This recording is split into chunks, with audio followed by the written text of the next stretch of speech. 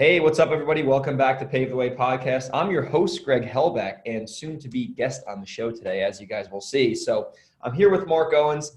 He's a repeat guest, and we're doing something different today. He's actually going to be interviewing me. So I'm really looking forward to this. I'm going to actually let Mark just take over right now and control the whole conversation. So Mark, thanks for coming on. Hey, Greg, thanks for having me.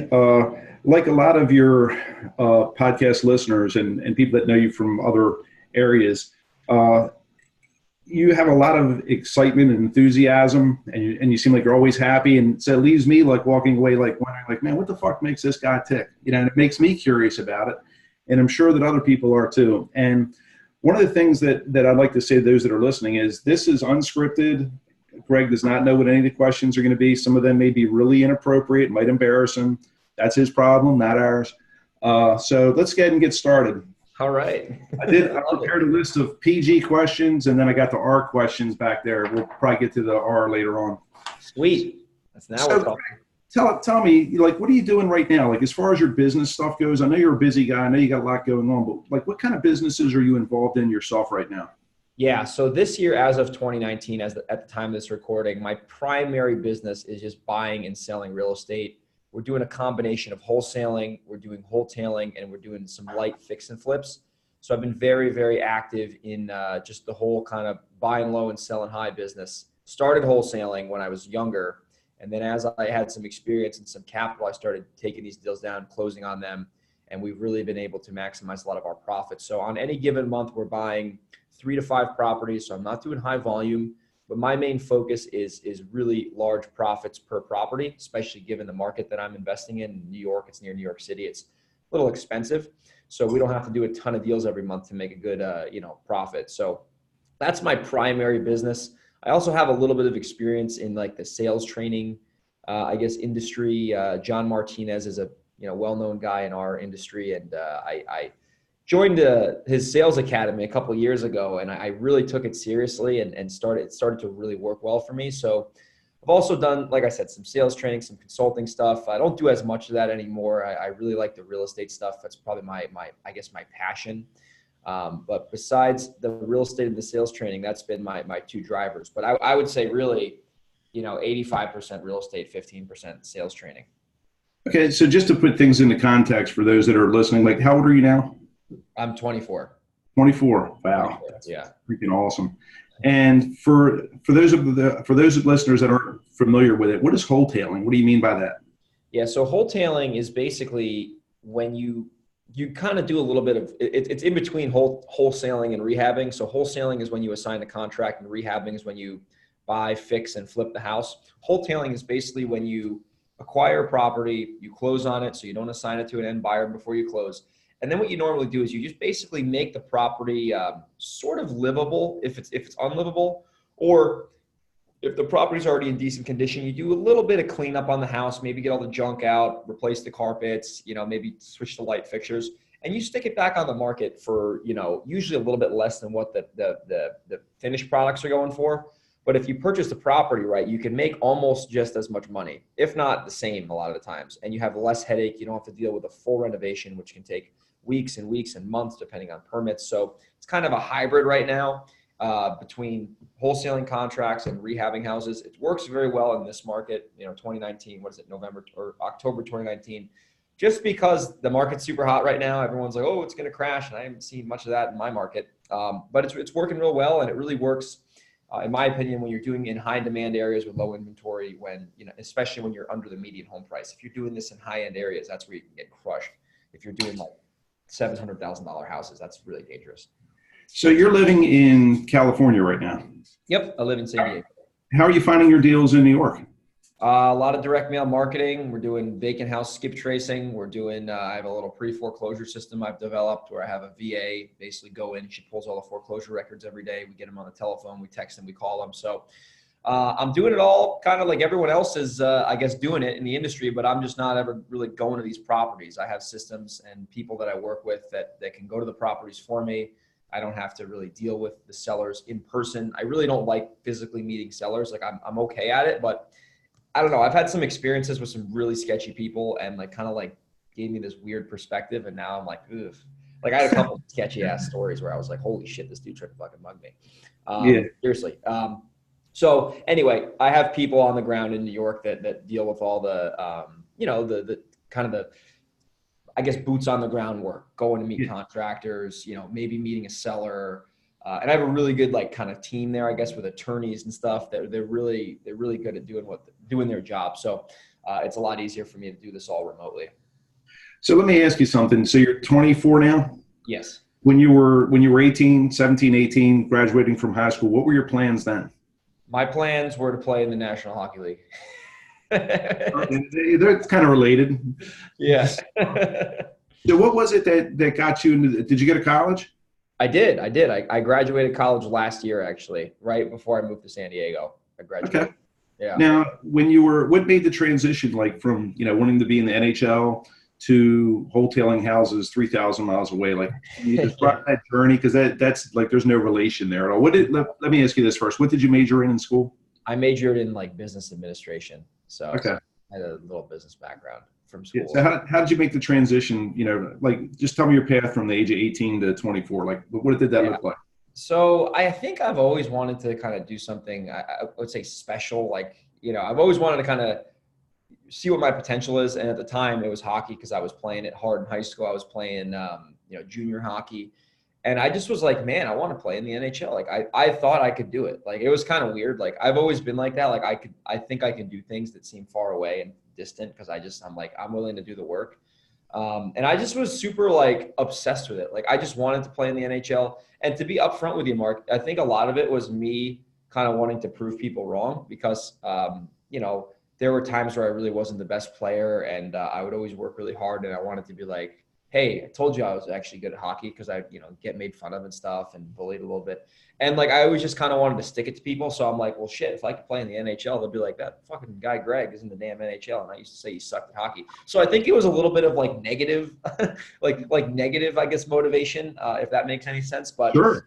I mean, I thought like I could do it. And I came up with like an action plan, like just like business, like I got to play on this league and this team and I got to have this many points and then I get recruited and then I can go to college and play hockey and then I can have these numbers. Like I had it all reverse engineered. I've always been good at that ever since I was little. I've always been really good at like coming up with an idea and making a plan to achieve that idea. That's always been something that I've just, it was always very easy, like natural to me at least. So that's kind of really how I got into the whole hockey thing in terms of motivation. I think I was just so obsessed with it and I was playing it every day. Like it's all I knew, man. Like watching hockey, going to high school, playing hockey, practicing hockey, working out in the gym, hockey exercises. It was like full blown obsession, man. And then how did you make the transition from that dream to the real estate thing? Yeah. So I was playing in Canada. I played a couple preseason games and it was some pretty high level shit. Like it was funny. Like I think at the time I was like old for hockey age, but I was still like 19. So I was like kind of aging out of the league that I needed to be in. And I kind of realized like, fuck, I don't think I can actually like get to this next level. And like, I thought I was able to do it the whole time. So I was really kind of defeated. So I remember I got cut from a team in Canada and I was driving back from Canada to my parents' house in New York. It's like a 7-hour ride.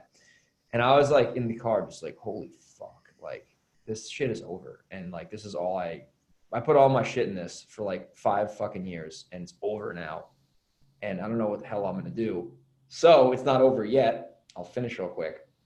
I was like, fuck it. I'm going back to Boston because that's where I played the first year. And like, there was this other team up there that wasn't as good as the team in Canada, but they were still kind of high level. So I'm like, well, maybe I could just go back to this team and I can have a really good year statistically. And then I can get recruited to go to college and play hockey. So I literally fucking was home for like 2 days, go back to Boston, convince my parents that I need to go back to Boston, literally drive up here, move into this shitty apartment with like 5 freaking animal roommates.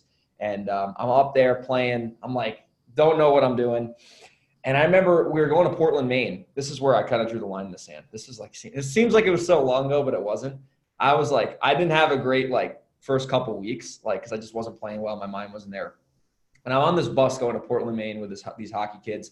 And, I'm the one New Yorker on the team. They're all from Boston. I got a little chip on my shoulder. I'm a little salty in general, so I'm not afraid to say something to someone if I think they're goofing up. And I was like, fuck, if I play like shit this weekend, I need to just draw my line in the sand and fucking cut ties with this because, you know, I'm just going to keep wasting my time. I need to get my college degree and I want to get rich because I always wanted to get rich, right? Like that was always in the back of my mind too. And I remember I had terrible hockey games in Portland, like played like crap. And I'm like, all right, I'm getting the hell out of here. So literally on the bus back to Portland or back to Boston from Portland, I'm scheming up ideas. I'm like, how do I get out of this apartment?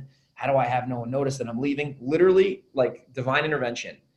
All my roommates happen to be going to the grocery store or some crazy shit. I'm the only one in my apartment. I literally packed up my SUV with everything, like literally everything in my room, all my hockey stuff, stuck it in the trunk. And like the coach gave us like a weekend off because we had the team had a good, you know, game or whatever. And I literally got in my car and I started driving and I called my mom when I was in like Hartford, Connecticut. I was like, hey, you're not going to believe this, but I'm done with hockey. I got to just move on and I'll see you in 2 hours. And that was it. It was crazy. It was and then what led to the real estate stuff?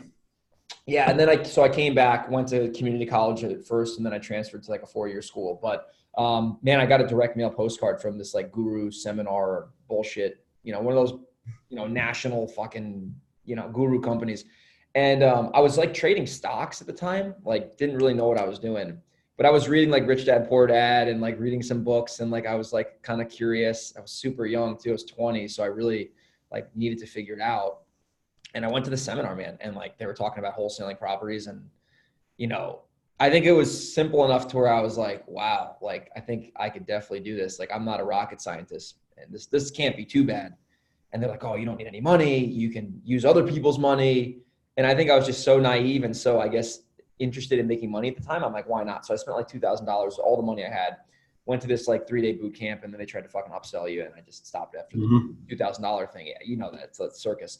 And yeah, so after that, you know, I kind of hit the ground hard, man. I didn't even know I was an entrepreneur until like probably 4 months in. Like I didn't have any intentions to be an entrepreneur. Like I just happened to be one by, you know, I guess going out and trying to buy properties when I was 20 years old. And I guess the rest is history. And how long did it take you to find your first wholesale deal? Man, it took me, well, the first real deal or the first time I made money in real estate? Sorry to reverse the question. Well, you know what? You can answer both questions. All right. So my first dollar I made in real estate took me 9 months. I made money with a buddy or a mentor at the time, now a really good buddy. I helped him on a property that was close to my house. So he like, hey, I'll give you 10% if you just like help me with this property, take some pictures and, you know, maybe meet some people at the house. So I made like he made 10 grand. I made $1,000. I probably went to this house twice. So I'm like, oh my God, I probably have a whole 20 minutes invested in this. I made $1,000. I could never do that at my old job. So that was 9 months. And then my first real wholesale deal took over a year. I mean, I spun my wheels for over a year. Didn't see a nickel. And it was like a $5,000 wholesale fee.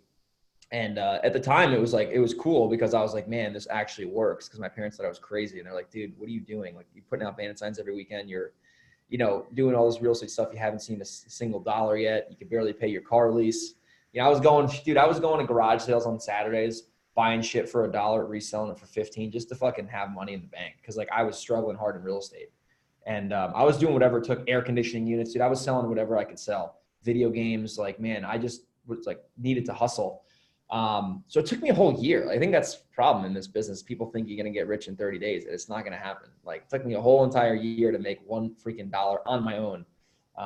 Without I think that's really interesting. The point that you're making is that, I mean, because I'm really interested, like in this part, digging into the transition, because I think, you know, a lot of the people that are listening to podcasts and going to RIAs and meetups and all, like they're the 20-year-old Greg Helbeck, where they're just trying to figure it out. Yeah.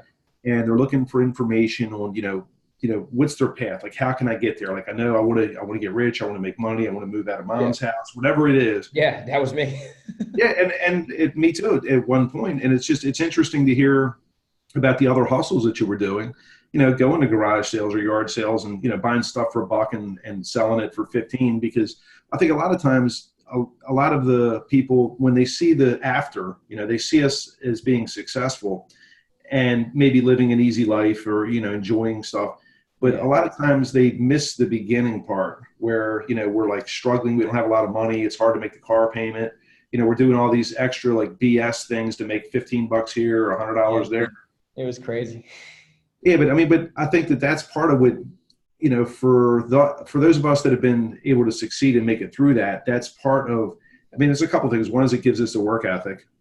And the second thing is that it makes us appreciate what we have more, because there was a time, maybe like in your recent past 5 years ago, where you didn't have so much, you weren't doing so well, and you were willing to do the hard work, wasn't even real estate related, but you were just willing to get out there and like bust your ass and grind and find these little side hustles just to float you through until the real estate money started coming in. So you said you did your first deal with a partner, and you made $1,000 for really wasn't much of your time. Yeah. Then you did your first wholesale deal where you made some money. And then how far after that was it before you did your second wholesale deal? That was like 3 months later. It was the same situation. I was putting out bandit signs consistently every weekend, and I got a lead in Westchester County, and it was like a expensive house. And this is a mistake I was making at the time, is like I was in New York. It's a little tough to lock deals up because you have to deal with attorneys and stuff. So it's a little more bigger barrier to entry, which definitely was tougher when I started. I had a house, and the seller was like she was kind of a bitch, to be up front, and she was really hard to work with. So like I was scared to lock it up myself. So like I had my buddy lock it up for me, and like I had no money and no leverage. And I'm like, hey, can you just lock this up and pay me like a reasonable wholesale fee? And like, I made $5,000 wholesaling a property. Didn't have to put a deposit down. Like it was good at the time, but I did that too much in the beginning, and I left a lot of money on the table. But so I did another $5,000 wholesale fee, and it was like proof of concept. And then I probably made like $10,000 so far the first like real like year and a quarter. And slowly but surely I started to see some of that fruit pay off, with $10,000. And the big thing for the listeners here, and before you ask me the next question, is like, I think like I was never a very good employee, and like it was because I hated it, but I never liked directly trading my time for money and being like, oh my God, I'm stuck at this lifeguarding job from 8 in the freaking morning until 5 at night. I can't go anywhere, and they're just going to hold me here for $10 an hour or whatever I was making. And that felt like fucking jail to me. Like, I'm like, this sucks ass. Like, hated it. Like, it was awful. And I'm like, I remember one time I was working at a golf course. It was my freaking birthday, and I was working at a golf course, cleaning clubs, which was cool at the time. But I couldn't do anything. I had no freedom. And I was like, this is like torture. Like, I don't care if they're giving me this money and these tip money.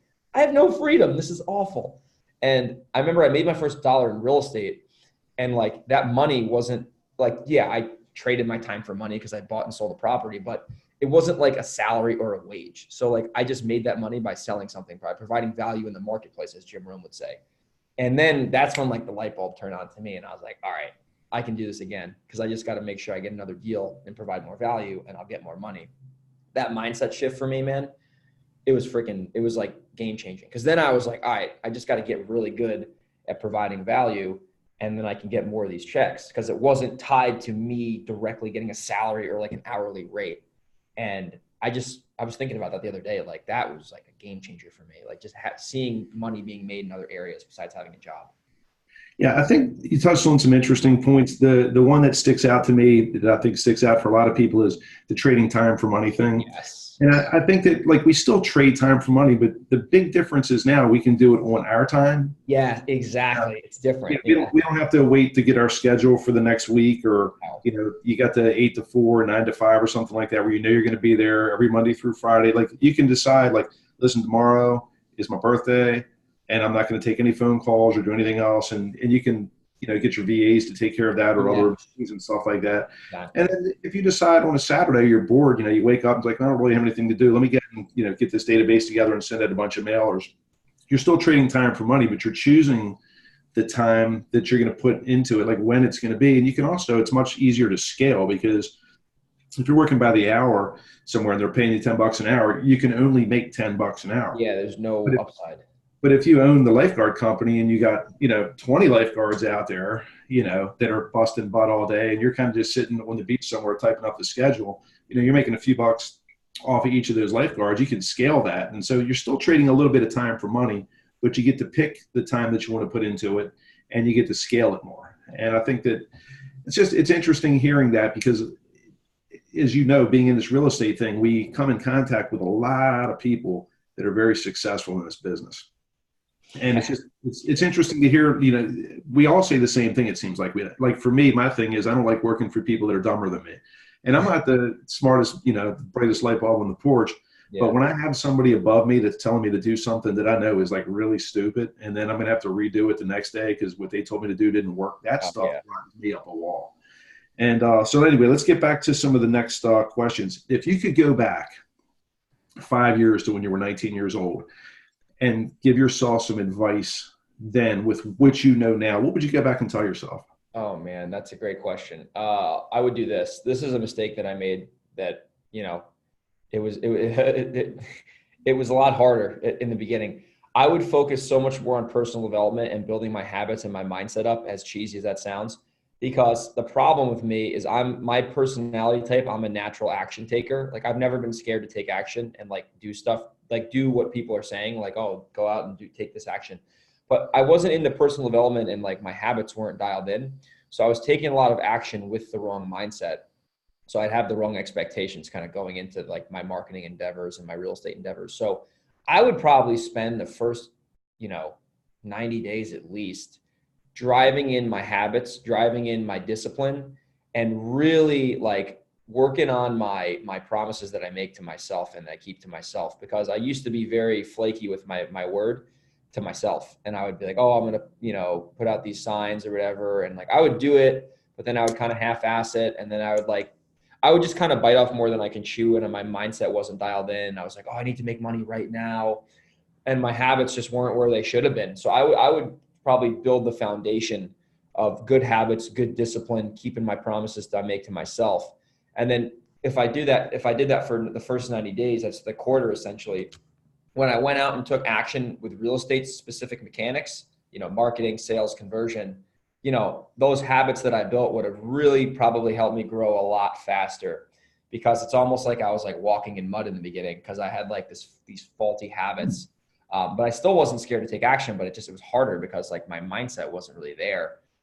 So I would have done that. And then the second thing, if I had to kind of add to that, I would really emphasize the importance of lead generation. I would put out signs and get leads, but I had no tracking system. I had no KPIs. I had no P&Ls. I had nothing like that. Like now I can just go into my database. I know the numbers inside and out because I've been doing it I've known the numbers for like 2.5 years now, ever since I took it seriously. So I would really be focusing more on lead generation. And that's the second biggest thing I think investors struggle with in the beginning is like they don't get any leads. If you don't got any leads, there's no way to make an offer. If there's no way to make an offer, how are you going to buy property? Right. I was not doing that at the time. What are the tools that you're using to keep track of all of your numbers? Yeah. So I use Podio for my CRM. It's very easy, very basic. It's like $18 a month. And then I use CallRail, which is a calling software. I have different phone numbers that get tracked on campaigns I run. And then a Google spreadsheet. That's like the icing on the cake. I don't need anything fancy. I'm not the smartest guy in the world, right? But I have my Google spreadsheet with all the numbers logged in every single day. The VA puts the numbers in there. And I look at the data and I make decisions off that, right? I make decisions off the daily spreadsheet numbers. I got the scorecard for the month, scorecard for the week. Man, I got it all, man. Everything is documented. And because what gets measured gets managed. Like if I don't have any data to look at, I don't know what's working and what's not working. But when I drop a campaign and we get a 0.003% response rate, holy shit, that's not good. Why is that? And now I can fix that because I know the data. So yeah, those are the three things I love using every day.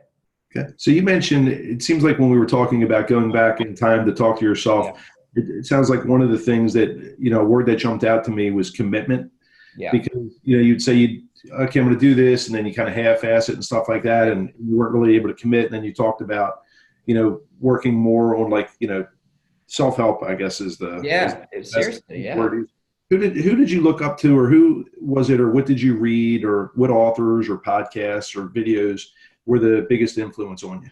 Yeah, so they've definitely changed a little bit, but at the time I would say there's two guys in terms of personal development that I really admire and I still listen to them to this day.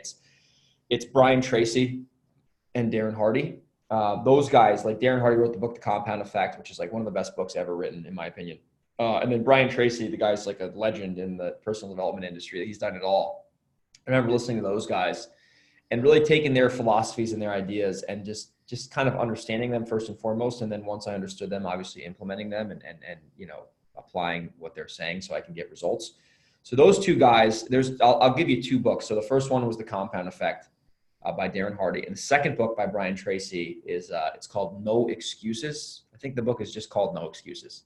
And then the subtitle is The Power of Self-Discipline. Yeah, you got to put what's those up? you got to put those in the show notes. Oh yeah. Let me just books in show notes. Yeah. So I'll do that. I'll put those books in the show notes. But those two books were those were very impactful for me. And then the third one, I'd say this is more now. It's Jim Rohn, who's like the mentor to Brian Tracy and Darren Hardy. So he's like the source. But those two guys in the beginning, and now you combine that with Jim Rohn, it's powerful, the stuff that these guys share, the information they share. Because if you apply the stuff that they're talking about, it's no joke, man. And it's very helpful because it helps you build that foundation. So then whatever you want to get into, it makes it a lot easier because you have that foundation established. Yeah, do you ever go through periods where you kind of lose your motivation or ambition? Absolutely. And when that happens, how do you pull yourself out of it? Because I think that's fairly common with entrepreneurs, where we get this burst of energy and we go get them, and then we get tired, and maybe we get lazy because we become more successful and we lose a little bit of the fire. How do you reignite that? Yep. That's a great question. Usually the root cause is there's something I'm worried about that I have no control over that's bothering me. Maybe it's something in my personal life, maybe it's something in my business life, but it's usually the reason of that slump or funk is there's something in my life that I have no control over that's bothering me that I'm allowing to irritate me. And so that's usually the first thing. The second thing is I'll lose motivation sometimes when I don't have solid goals that I care a lot about that I'm going after. Like I feel better on the pursuit to achieving goals than I do once I achieve those goals. Yeah, it does feel good when you hit some cool goals. I will say that. But when you're freaking cranking towards these goals and this is like Earl Nightingale 101, like you're making progress towards those goals and you see yourself getting closer. You're not at the carrot yet, but you're walking towards the carrot. You get really motivated because you're like, oh my God, I set this goal to achieve this thing and I'm getting closer to it and I'm going to get there if I keep working hard. And that really freaking lights a fire under my ass when I'm making progress towards my goals. When I achieve my goals, I'm very happy. But if I don't have something else I'm going after right after that that's meaningful to me, it doesn't have to be a business goal. I start to get like, man, why am I getting up at 4:53 in the morning? Why am I busting my butt? Like, why am I freaking spending all this money in marketing? And you start to doubt yourself. And it's because those activities are not tied to a positive outcome. And once they're tied to a positive outcome, then I get much more motivated. So those are the two things. It's either it's definitely the goal thing. And then the second thing, it's there's something that I have no control over that's bothering me. And I'm just not mastering that. I'm not really mastering my mind in that situation. Are you a member of any kind of mastermind groups or anything like that? I am. I'm a member of this group here called Investor Fuel. I just got back from the meeting yesterday. Actually, I was there only for a day, but great group. Learned a lot from those folks. How long have you been a member of Investor Fuel? Since February of 2018, I believe. So almost 2 years. Yeah. I mean, I'm not a member. I'm not pitching Investor Fuel, but I'm saying that is a big testimony to them. The fact that you've stayed there for that long, that must be providing a lot of value. Yeah. It's a great group. I really enjoy it. It's great people there and everyone has good intentions. Yeah. I know of several people that are members of Investor Fuel and everybody speaks very highly of it. And it sounds like from the people that I've spoken to about it, that they give the mastermind, that group, a lot of credit towards taking their success to the next level, or sometimes 3 or 4 or 5 levels above it, just because they're surrounded with more like-minded people that are trying to make stuff happen. Instead of just sitting around talking about it, they're actually doing it. And are you a member of any other kind of masterminds or anything like that? Nope, just one right now. Well, there's a little online mastermind called it's called Next Level Flipping. It's just an online Facebook group, basically. Mm-hmm. It's not nearly the cost of some of these masterminds, but it's really valuable. And I'm a member of that one too. I think it's like $250 a month, and it's just like a Facebook group. It's really good. There's a lot of like high level investors in there, so you can pretty much ask any question you want and get it answered by someone who is way more experienced than me. So. That's the second, I guess, online group I'm a part of. But I'm a big believer, too. It's like, well, if you pick one mastermind or 2 masterminds, maybe, I would say 1, but the other one's online, so it doesn't really count as a physical one. Go deep with that and not wide. I know guys who are in like several masterminds, and I'm sure it's great. But for me, it wouldn't frustrate me. It would probably get me a little tired because, now you're in 3 groups. So you're going to, I think the value you're going to get in 3 groups is going to dilute a little bit, because if you can go all into one group, like Investor Fuel or whatever, you're going to get so much more value out of one if you go deep with the relationships, with the information. I think there's just so many groups out there now. Like people try to get into like 5 or 6 of them. And like that might work for some people, but for me, I've always been a less is more type of guy. And the more I can focus on like 1 or 2 good things, the better I do, the more I produce. That's interesting. I've had a conversation with the same concept with several people the last few weeks, where it seems like if you've got 100 units of energy and you focus on 5 different things, you're only going to put 20 units into each 5 things. And that's not really enough to succeed. But if you say, I'm going to put 80 units into one thing and 20 into another, then that thing that you put 80 units of energy into, you can kill it. And I think that a lot of people, and again, we're entrepreneurs and we're always looking for the next best thing or the greatest or something like that. And I think a lot of us spread ourselves too thin, where we say, I'm going to do retail rehabs, I'm going to do wholesaling, I'm going to do buy and hold, I'm going to do coaching, I'm going to start this group. And it's like, it's hard to really excel at anything when you just spread yourself real thin like that. Yeah, going a mile wide and an inch deep. I've tried it, man. I've tried it. It doesn't work. For me, for my personality, it just doesn't work, man. Because I can't, man. Like, what's my what's my time allocation like? Like, I only have 10 hours a day to work or whatever, to be a like sane human. So like, if I'm gonna spend 2 hours in each bucket, it's not gonna cut the mustard, man. I got to go deep on the stuff that I'm doing. That's a really good point, man. That point right there that you just made, I think is really, really valuable and applies to all of us. It's just very good. So anyway, let me get back because I got some more questions here, man. I love it, man. This is fun. I know you got a lot of stuff going on, but I got a lot. Man, listen, ask away. I love this stuff, man. This is fun. Where are you going to be? Where do you want to be in 10 years? So in 10 years, I want to definitely have a lot more assets, like just more multifamily and rental income in my life. That's an area that I neglected the first couple of years because I was just trying to get into cash mode. So I really want to own small multifamily, some commercial properties that are insulated, not like speculative crazy stuff, but just bigger buildings that spit off cash flow on a monthly basis. And then I really, in terms of the buying and selling, and then I'll get into the personal stuff. I want to be doing, I wouldn't necessarily say more volume deals, but I want to be doing like bigger types of deals where the upside, instead of like $50,000, could be like $500,000. So an example would be like, maybe buying a property, splitting the lot, doing the zoning over, and then selling that to a builder and making, a couple $100K because you're essentially selling a development project. And you just spent the same, probably a little bit more time, but you made so much more money because you created more value. So just doing bigger types of deals, doing more advanced properties. I really think that's very attractive to me. Just kind of growing, I guess, not volume wise, but deal, I guess, sophistication wise. So that's something that, I made a couple bids on like commercial properties this year, and they haven't had anything stick yet, but shifting over into that area for my business and just kind of growing my wealth through larger properties. And then still probably doing some flipping houses and whatnot if I need to. And obviously I want to keep building some rentals up, and maybe one day I could be like the legend Mark, 100 plus units, crushing it. Anyway.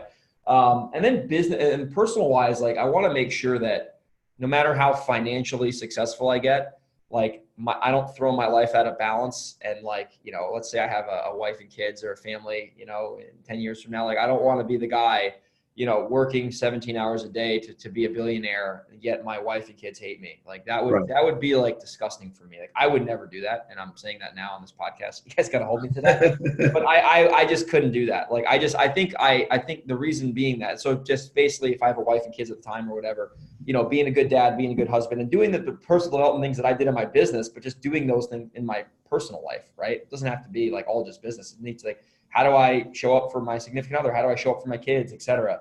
And just, creating a well-rounded life, right? And like, you could still have a kick-ass business and get super rich and have a good family life. They're not mutually exclusive. So focusing on that, obviously keeping up with my health. I'm a big exercise and fitness guy and working out, eating clean. I love doing that stuff.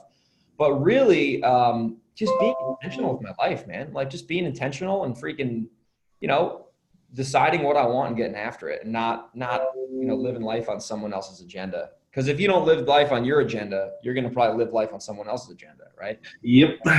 Powerful, man. So let me ask you this question. This is going to put you on the spot.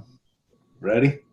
Why podcasting? How does that fit into the whole real estate, health, family stuff? Like, what brought What got you into the podcasting business? Interesting question. So I was really drunk in Hawaii, like really drunk in Hawaii, dude, fucking hammered. Like probably like 8 Mai Tais deep, bro. First night in Hawaii, basically speaking Urdu. And I'm with my buddy and we're just like, we're like celebrating a little bit. And we were just talking about like, because he's the guy I kind of started with in real estate and we still do deals to this day. He lives in New York. We've done very well. And we were so hammered. And I'm like, oh man, I'm proud of you, bro. I'm proud of you. And I'm like, oh man, we're like paving the way. We're just drunk talk bullshit. And I'm like, pave the way. That's interesting. I'm like, I could probably have a podcast named Pave the Way. And I was thinking about maybe doing this podcast thing for a while. And I'm like, what if I just interview some people like this? So basically, to start to answer your question, I was drunk in Hawaii and I was scheming ideas. I'll give you the real answer, man. When was that? This is in February, man. It's in February. Of this year? Yeah. February. I'm just saying right now, so if there are any kids born in November of this year that look like Craig Helbeck in Hawaii, he was there drunk, so he might never. Oh my goodness. So anyway, so then the next day I got up. It was like 3 hours behind California, so I was walking around the beach at 5 a.m. with my headphones in, being a weirdo. And I'm like, I'm gonna start a podcast. I'm gonna interview some of my buddies. I built up a good network over the last couple of years, so I'm gonna just reach out to some people, interview them, and hey, like I'll put them on iTunes and on YouTube with like no expectations. Like I'm not trying to monetize it right now. I don't care if I'm on the top seller chart. Like, it is what it is. I'm going to focus on the controllable, which is putting out valuable content, and then I'll let the rest take care of itself. So started putting out content, just recording the episodes. I recorded like 30 before I ever released my first episode, did a little mini launch. And man, now it's just a little kind of side thing I got going on. I put a couple episodes a week out, network with some great folks like you, been able to form some cool relationships from podcasting. And man, it's just another way you can kind of get your name out there, whether you want to turn into like a business or you want to, out of whatever you want to do with a podcast. There's so many ways you can take it, but it's just a platform for you to, kind of express yourself and share your message. And then from there, you can use it for many things. I'm going to use it for raising money in the future, for bigger properties, and just kind of take it how it goes, but have the right expectations. So that's the podcast story. And I think podcasts are great, man. I mean, it just, as far as like the marketing platform goes, I mean, whether you're the interviewer where you're building up an audience and you have tens of thousands of people that wouldn't have known you otherwise, or whether you're the person that's being interviewed and you get to get your message out to tens of thousands of people that you probably wouldn't have access to otherwise, where you can, provide some valuable information and with no expectation of anything in return. I mean, the truth is, if I get an email in 3 years from somebody that says, hey, I listened to your podcast and it gave me this new idea and, I really appreciate it. Like, man, that makes all the time, it makes it worth it, just knowing that you impact people in hopefully a productive way. I think it's awesome. So good for you, man, that you get to put out so much content and help tens of thousands of people, man. I appreciate it. It's been fun, man. And I met you through this podcast because I heard you on the show and I'm like, yo, come on my show. And then, now we're homies. So look at that. Yep. So let me ask you, one of my questions was what motivates you, and we kind of covered that, but if you could just summarize that like in, like 30 seconds, like what is it when you wake up in the morning, like what motivates you? Yeah. I just think that people need to realize like what motivates me is that life's not a dress rehearsal. Like you can do whatever you want. Don't waste your freaking time. So like time is going to pass no matter what. It's up to you to decide, are you going to use this time to achieve your goals and build the life of your dreams? Or are you going to use this time to just fuck around, waste time, and then come up with an excuse on why you can't achieve your dreams? And I'm going to choose the former over the latter because, all we have is time, and I'm just going to use my time to the greatest capacity possible because I know that, time is scarce. It's more scarce than money, Do you listen to Gary Vee? Not that much anymore. He kind of gives mixed messages. I like Gary Vee, but some of the stuff he was saying I was not agreeing with. And but I do think he's got some good content for sure. It reminded me of him when you said, like this isn't a dress rehearsal, like you get one shot. And I think that he, that's a common theme of what he talks about. And and I agree. I think a lot of us, we just get complacent with where we're at, and you just say, well, here, everything's okay. It's like the Grant Cardone thing. Like we live in the land of okay. And then, for years, and then we look back and, like you probably have friends that don't have the same motivation or ambition as you do. No. And, people that you knew for 10 years and now they're telling you that you're lucky. And it's like, lucky? Wait a minute. It's like, I wasn't lucky when I was working 70 hours a week, and and going to, yard sales so I could make $15 to pay for my gas. Exactly. Cutting fucking weeds for $10 an hour, staying out of the way of snakes. Yeah, totally. Yep. It's interesting stuff. So I want to wrap this up. I want to ask you, I'm just going to mention some words. Okay. And I want you to, as fast as you can, say what comes to your mind when you hear that word. Okay. Some of the words are going to be, most of them are going to be appropriate words. Some of them might be inappropriate. Okay. That's cool, man. It's all good. So, wholesaling. Quick. Okay. And how long did it take you to get your first wholesale deal? A year, but when I say quick, I mean quick. No. But when I say quick, I mean like the type of transaction is like once you get the property under contract, you're going to make money relatively quickly, opposed to fixing and flipping a house. Yeah. My point with that, it was kind of cracking on you. But if I would have asked you to give, the same question, when you first started wholesaling, you probably wouldn't have said quick. You'd have probably said hard. Yeah. That's probably better, actually. Yeah. Okay. Recession. Opportunity. Man, that's awesome. When I wrote that down, I was thinking, how would I answer that question? And it was the same thing. Opportunity. I mean, it's like, I think, who was it that said this? Was it Warren Buffett? He says, I buy my straw hats in the fall. Yeah. Everybody else is selling them. That's what he buys them. It might not have been him. It was somebody that's got a lot more money than I do and smarter than I am that said that. But yeah, I mean, the recession is the opportunity. It's a major opportunity. You got to save your cash. Cash Yep. is king. Happiness.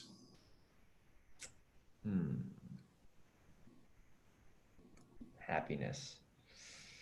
Focusing on the controllable things you can control. Okay. If that's not a one-word answer, but it's hard controllable. Do you have a girlfriend?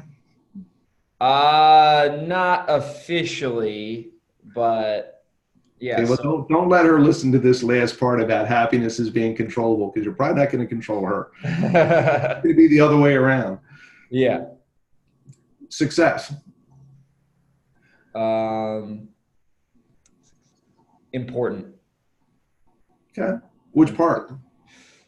Whatever you think. So success doesn't have to just be making money. Success needs to be something that you value. So I think when I say the word important, I mean like it's important to you to figure out what is success to you. And then it's important, obviously, to go out and do those things that are going to make you successful. So, example would be, if your definition of success is to be a good teacher in school, then you need to find out the things that you need to do that you can measure to, allow you to be a good teacher, right? So you got to just find out what is important to you in terms of success and then do those things that are important.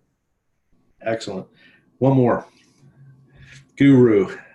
Oh, I think misleading. I'm just going to fucking say it. A lot of the stuff is misleading and it's terrible and I'm not going to go on a rant here, but I think, what do they say? Sex sells. Like if I was going to sell something and I was going to say, okay, this is going to be really hard. You're going to have to be persistent. You're going to have integrity. You're going to have to get up every day, work your balls off. You're going to get people telling you, you suck and you're a scam artist.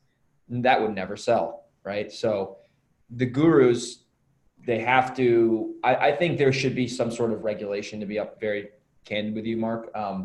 Because I just think some people perceive this business as easy, and it's not easy. And I think a lot of people are gullible, and I was fucking gullible when I was 20, but I also was willing to be a hustler. And I was 20, so I was a little lucky because I didn't have like a family or wife and kids to feed. So I could take a bunch of risk, and really if it didn't work out, like whatever.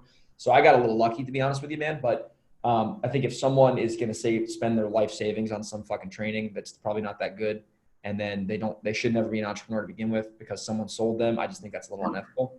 So I think gurus can definitely be misleading. And I think nowadays, like with podcasts and YouTube, and just calling successful people want to help. You can call someone and you can ask them some questions, and you don't need to pay $50,000 to get that information. So I'd have to say misleading. Yeah, man, I agree. It's like, I've had like people jokingly, call me that. And I'm just like, man, it's just it's like fingernails going down the chalkboard. Yeah, man. It's like, ugh. Because it's like I associate that with people that, there are people that are really successful in their niche, whatever it is. And then on the side, they teach it. Yeah, and that's then, cool. And then there are people that weren't very successful at it, but then they make a boatload of money teaching something that they weren't successful at themselves. And I think that's like the overwhelming majority. Plus, there's, all the upsells and all that crap. It's like, it just, yeah, I mean, it rubs me the wrong way too. It's like, I've had people, if you own any rental properties, you probably had your friends jokingly call you like slumlord. Slumlord, yeah. Oh, you're gonna buy in Newburgh, you dirtbag. I know, and it's like, I mean, it's like that is so insulting. I would live in any of my properties, any of them. I might not like the neighborhood so much, but when you walk into the house, it's like, man, this is nice. All new kitchen, all new bathroom, new carpet, new doors, new lights, new windows. You're just going to move the house to maybe a B neighborhood. But it's like, it's just kind of insulting when people say stuff like that, and when they really don't know. And it's usually people that are stuck in the rat race. They got the poor dad mentality. They don't want to do anything extra. But so they insult us. They say we're lucky, or we're slumlords. They think of any excuse in the world why they're not where we are. And it's kind of sad, really, because they're kind of stuck in that. They're stuck in that maze, and it's like, I don't know what it is. Like it's funny you say that, because like Jim Rohn always says, like, mysteries of the mind. Like, why are some people successful and others aren't? Why does some guy go to a seminar and say, I'm going to change my life, and then the same guy walks out of that seminar, or another guy walks out of the seminar and it's like, I've heard all this bullshit before. Mysteries of the mind. So like, right. I don't know what makes people tick. Like, for me, at least, I don't think I'm the smartest person in the world, to be upfront with you, man. Like, I think like there's a lot of people who are more intellectually intelligent than I am, but I feel like I'm dumb enough to know that this stuff isn't that hard. And then if I just take the action, I can achieve result and have massive success. So I think that's like my little hack. You don't have to be a genius to survive in this business. It's like it's like, you could be, I could go all day talking about this crap, but we'll save that for another podcast. Bonus content for $9.97.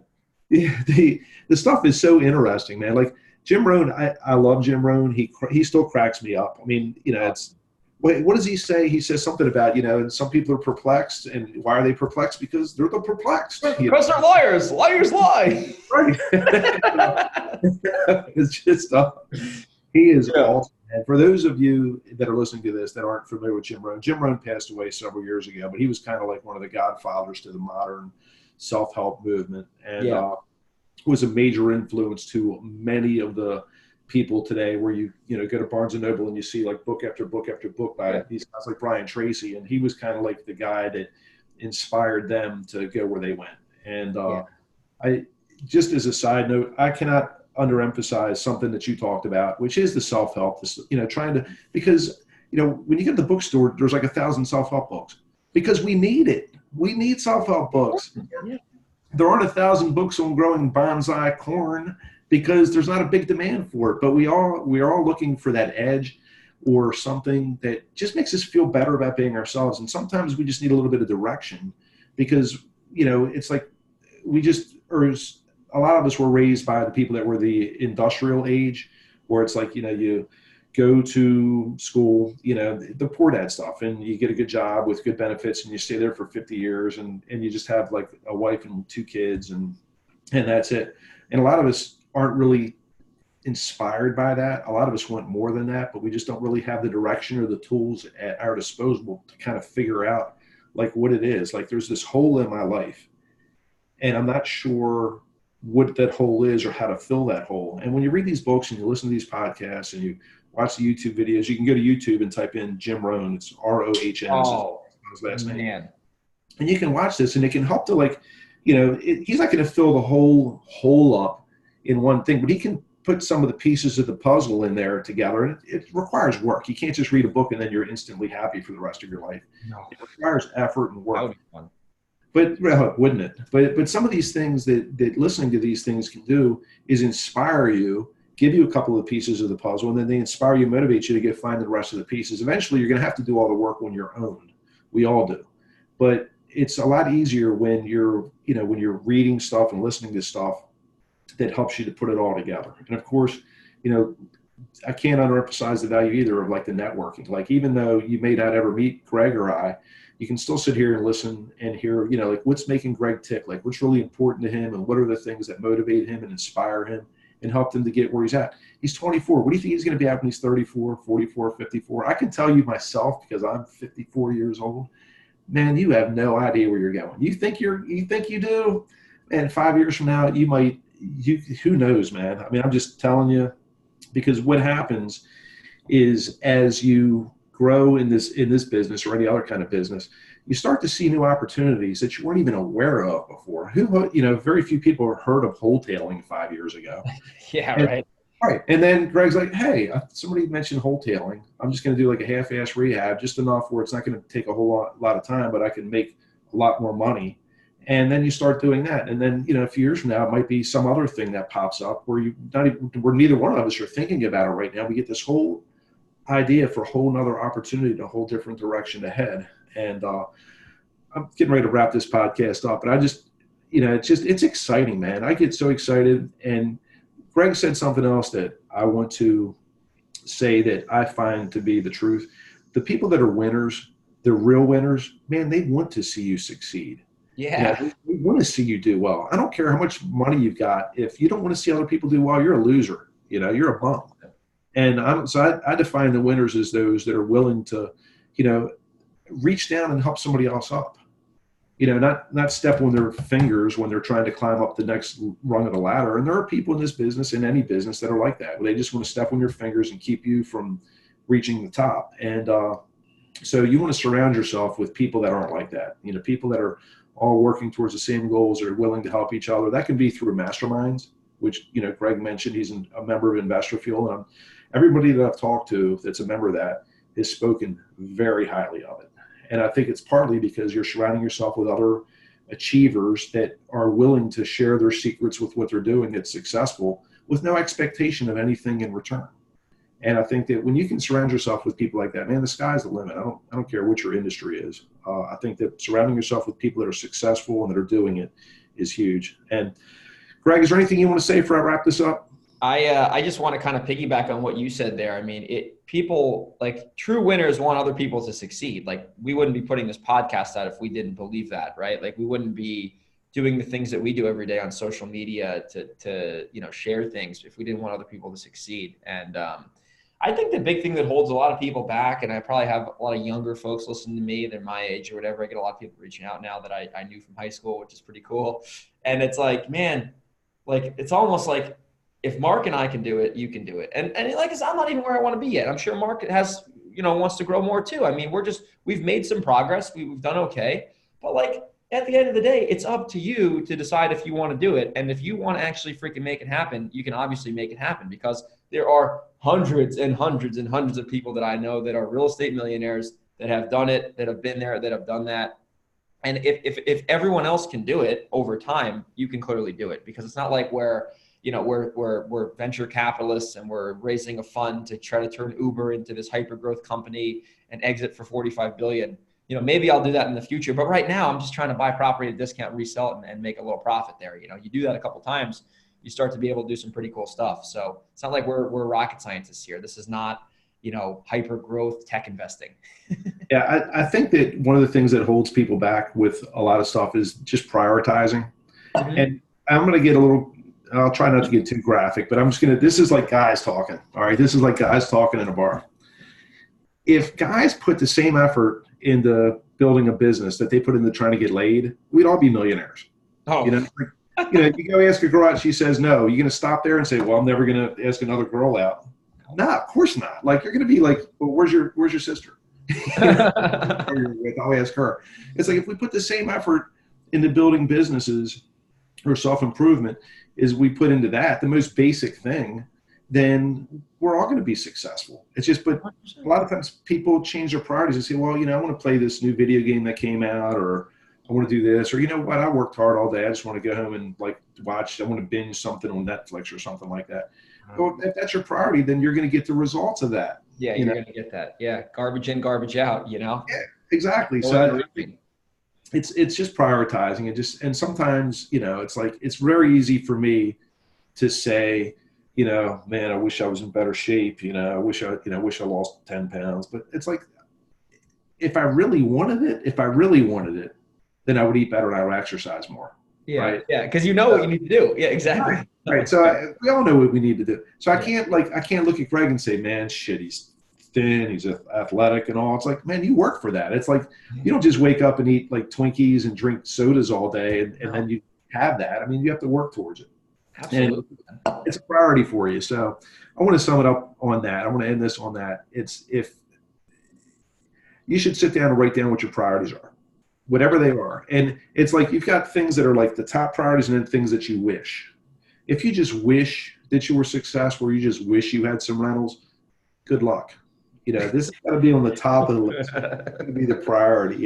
You don't just say, well, I wish I had a girlfriend, maybe one day, but right now I'm just going to sit home in the basement and play video games all day. Yeah, good luck with that. So good luck with that. You better get your ass on the streets, get on those apps, get into the freaking bars. Yeah, you don't even have to leave your house. You can be sitting in your mother's basement in your underwear and be connecting with women all over the world. Yeah, there's no excuses, man. There's no excuses. That's a whole different That's bonus content for $9.97. What's your favorite app for finding girls? No, I'm just kidding, man. Yeah, that's right. That's right. So it's been fun, Mark. It's been fun being the guy getting interviewed, not the guy giving the interview. And I'm looking forward for the listeners. If you're listening to this, I'm not sure when this comes out, but the part 3 episode with Mark Owens, my goodness, is that going to be a hell of an episode. Mark is a frequent flyer on my show, and he's earned his points on the airline of Pave The Way podcast. So it's going to be a good episode for sure. Greg, thanks for your time, man. I really appreciate it. It was fun to turn the tables on you. It was very interesting to me, and I hope that everybody listening gets a lot of value out of it. Absolutely. Thanks. You've been a great host. All right. Take care, man. See ya.